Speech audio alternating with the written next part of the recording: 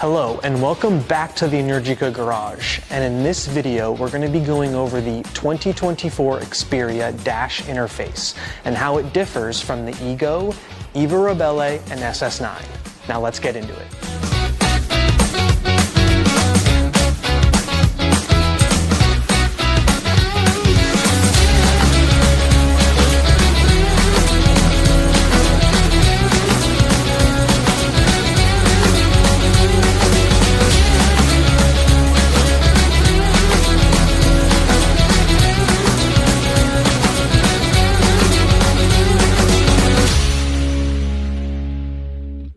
At first glance, if you are familiar with the Energica product line, the basic features of the Experia are the same.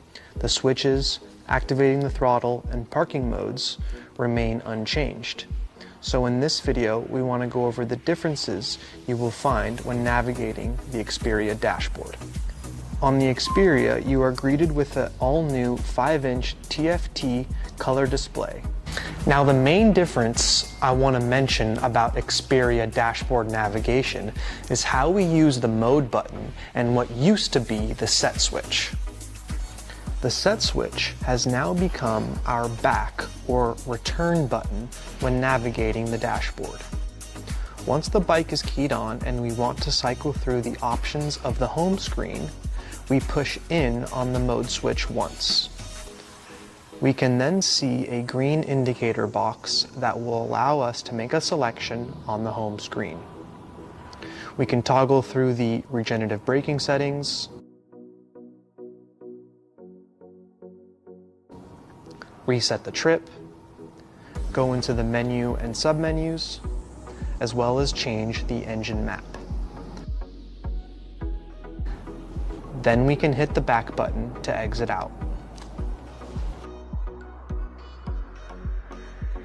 One thing to note with the Experia in regards to the engine maps is that each map now comes preset.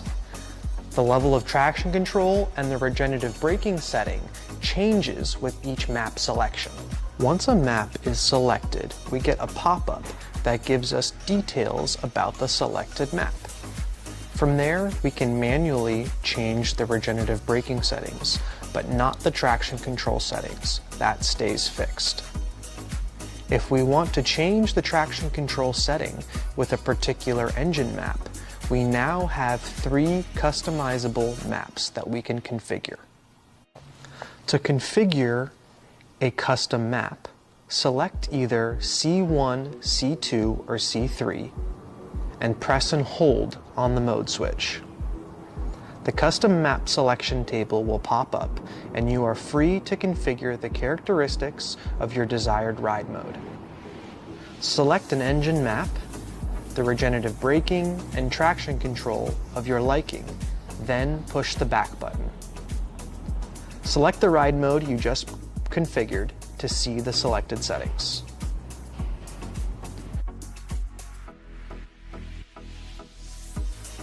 After making a selection on the home screen, we then push the back button, and you will notice that the green selection box disappears. In this state, we can now toggle the mode switch left or right to view the other dashboard interfaces. We have a familiar screen for consumption, where we can monitor our battery usage.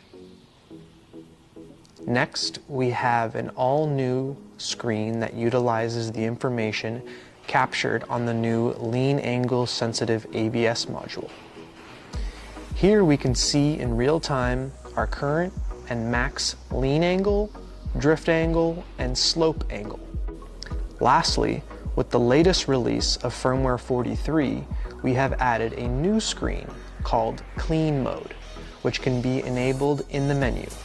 This screen gives us a nice, clean view of the most important settings to be accessed while on the move. Thanks for sticking with us on this one. Be sure to check out our next set of videos where we will discuss how firmware 43 allows us to effortlessly DC fast charge at all the major charging providers. Thanks for watching.